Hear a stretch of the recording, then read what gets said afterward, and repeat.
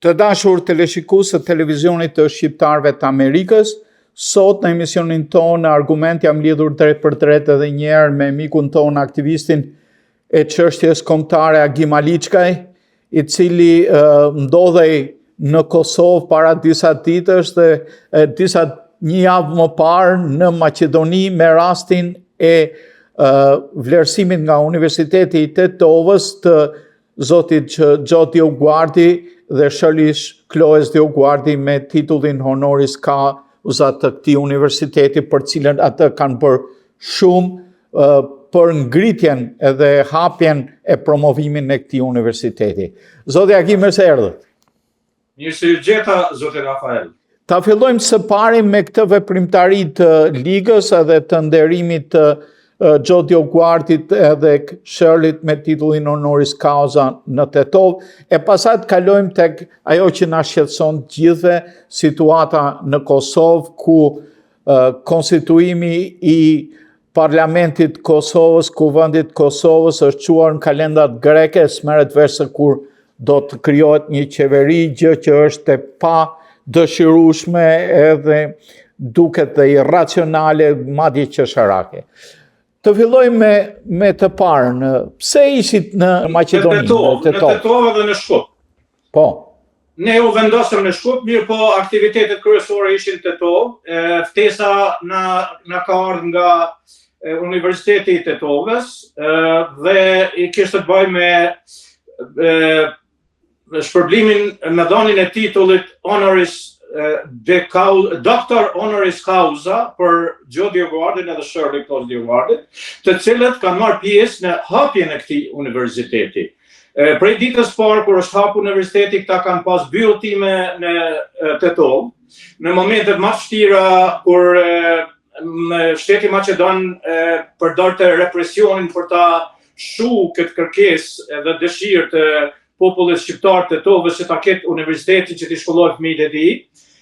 Këta kanë bërë 2 vizita në Tetovë dhe pastaj ne kemi sjell 2 herë delegacione nga Universiteti i Tetovës në krye me Fadil Sulejmanin, që ka qenë rektori i parë i këtij universiteti. I kemi sjell në kongres, kanë marrë pjesë në dëgjim, pastaj i kemi dhënë një publicitet të jashtëzakonshëm, edhe meritat kryesore për këtë i kanë Gjo dhe Shirley Dioguardi, kështu që këta në mënyrë Universitetin e Tetovës gjithmonë e kanë konsideruar si fëmijë të vetin. Prandaj ardha e ftesës nga rektori i universitetit që të marrin këtë titull ka qenë një lajm shumë i mirë, edhe unë me të thënë drejtën në këtë pjesëmarrje bashkë me ta, e kom përjetuar me ta, ishte një kënaqësi shumë e madhe të shohim ata as të lumtur për këtë ngjarje, për këtë organizim, për këtë respekt ndaj tyre, të cilën e kanë merituar që 30 vite, po kur nuk është vonë. Ke të drejtë, kur nuk është vonë për të vlerësuar ata që bëjnë për kombin, ata që bëjnë për çështjen kombëtare, edhe në një fushë të tillë si fusha e arsimit të lartë në gjuhën shqipe në popullsinë shqiptare në Maqedoninë e Veriut. Dhe më vjen mirë. Ishte një kënaqësi e veçantë sepse ne në këto aktivitete kishim 2 ditë të organizuar me 2 ditë plota. Dhe ditën e parë ishte dhënia e titullit Doctor honoris causa, ndërsa në ditën e dytë ishte diplomimi stadiumi afërnimi i studentëve. Që është një numër shumë i madh, edhe i mbushur ajo borë me ata studentë të ri edhe na u grumbulluam me ta, ishte një kënaqësi jashtëzakonisht e veçantë për neve. Kjo është edhe aty kishte studentë edhe nga troje tjera, nuk ishte që ishin vetëm nga Tetova ose vetëm nga territoret e Maqedonisë, kishte edhe nga Kosova, nga Shqipëria, nga territoret. Po student në Universitetin e Tetovës nga trojet shqiptare, interesant kjo punë.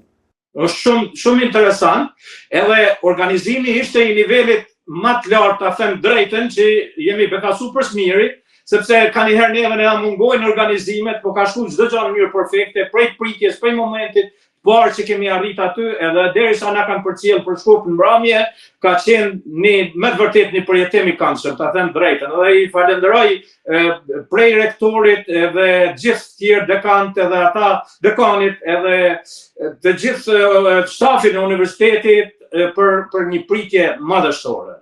Edhe po më kujton diplomimin e vajzës time, mbaroi këtë vit, edhe në momentin e parë ata vlerësuan një person me honoris causa, pastaj u bë deklarata edhe marrja e diplomave nga studentët, edhe pas ka ndjekur një praktikë. Kjo ishte në 2 ditë, ishte ditën e parë titulli, ditën e dytë ishte kjo diplomimi, po ta them drejtën, ka shku aq bukur sa që pash edhe në sytë e gjosës Shirleyt gëzimin e tyre, mallëngjimin e tyre për këtë ngjarje që i ka preken në zemër, me thonë drejtën. Ishte shumë lumtur më shumë edhe për ta se sa për vete. E qartë.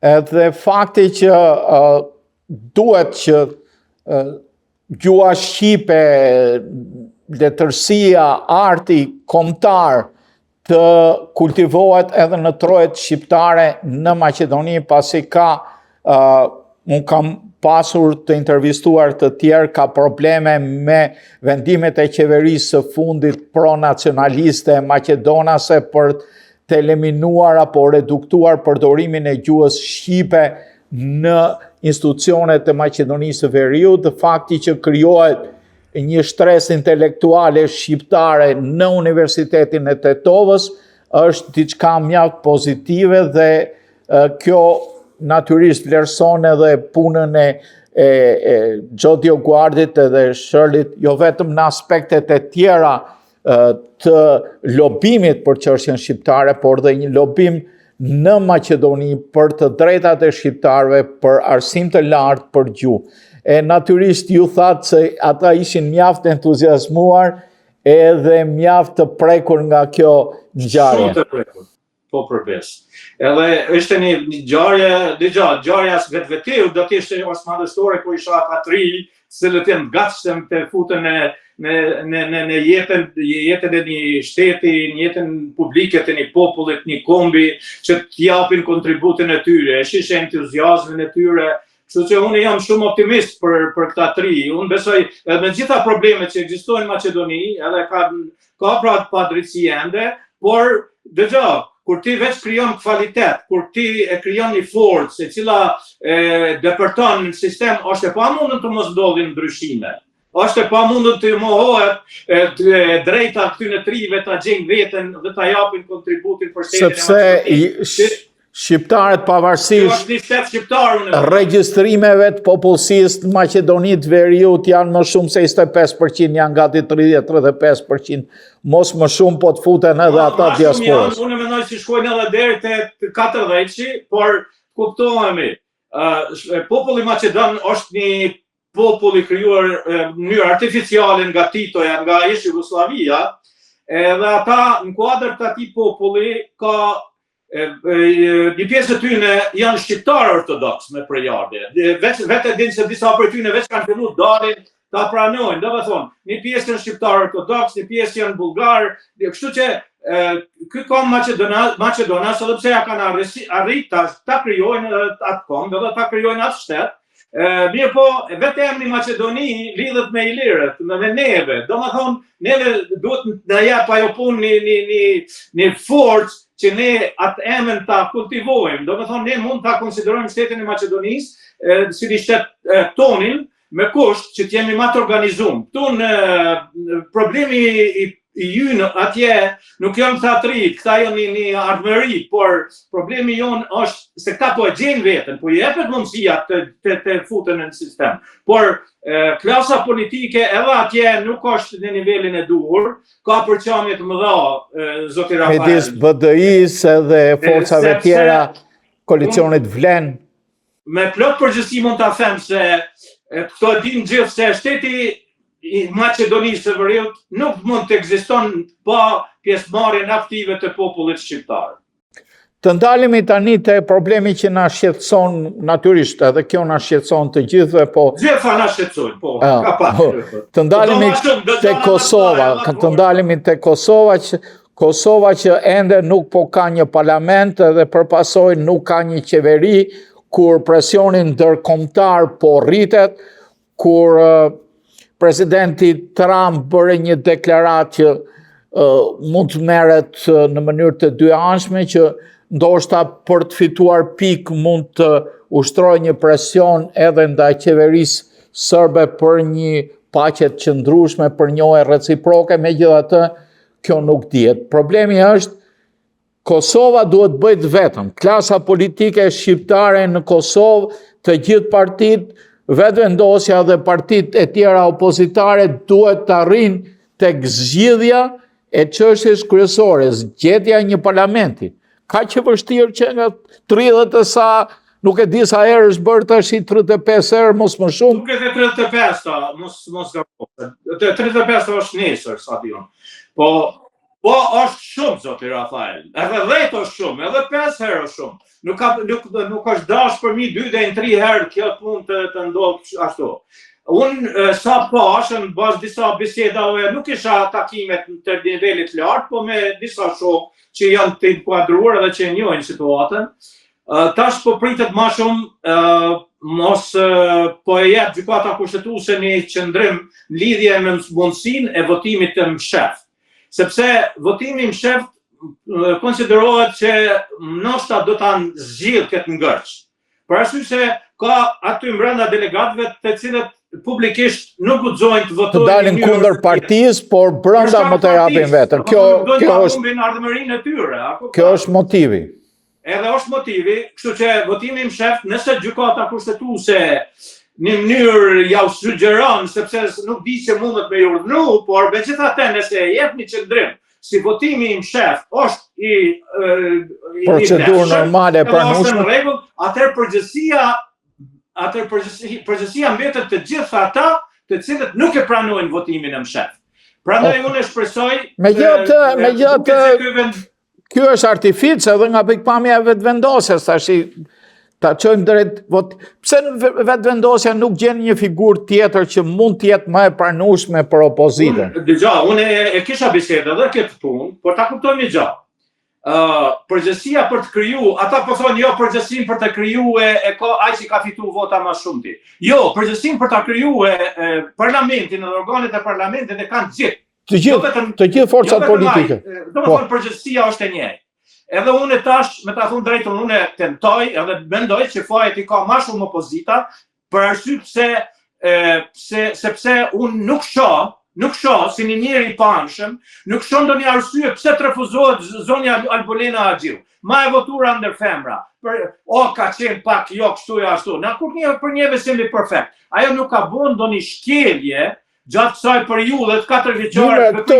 Këto janë të qarta, po tash nga njerë dhe vetëvendosja duhet të jetë çik më fleksibël. Mirë, zoti Rafael, unë nuk moj me thonë se valla s'po m'pëlqen Rafael edhe s'po du mi dhon intervistë ashtu. Apo kupton?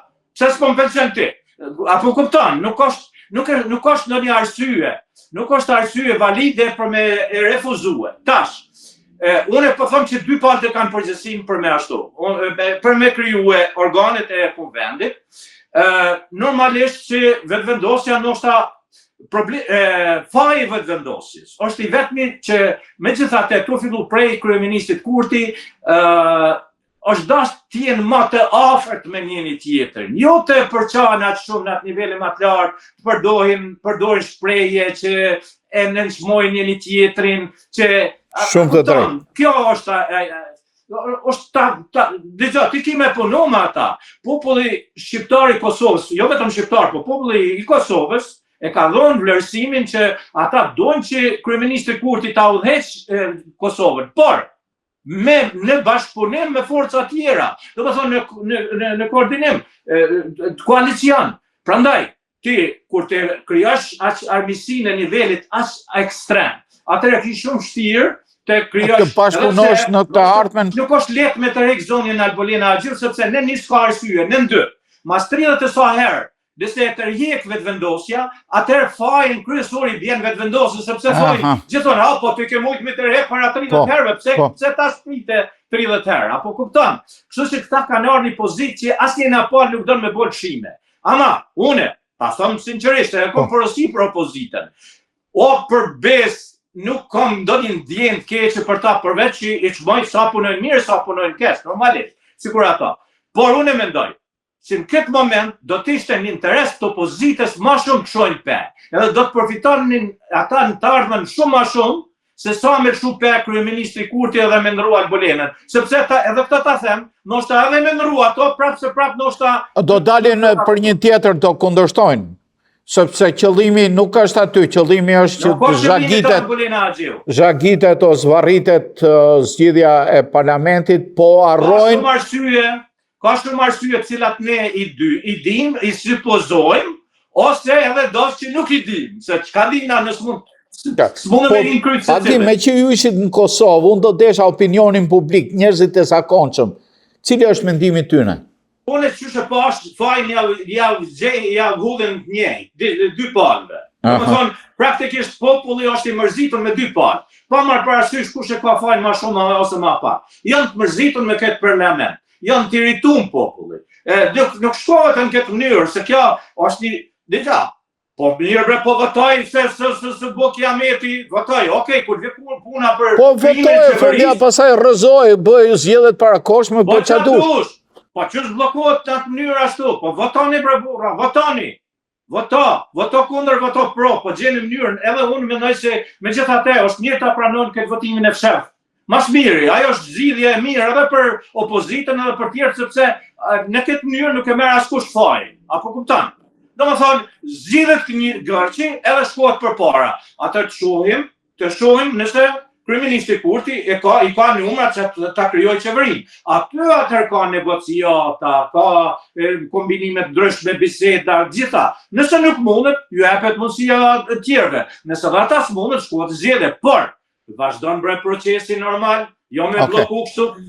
Agim, të gjithë ne bashkohemi me shqetësimin edhe me revoltën tuaj, për këtë çështje, pasi të gjithë ne duam që Kosova të ketë një pushtet adekuat, i cili të ketë edhe kompetencat për diskutuar me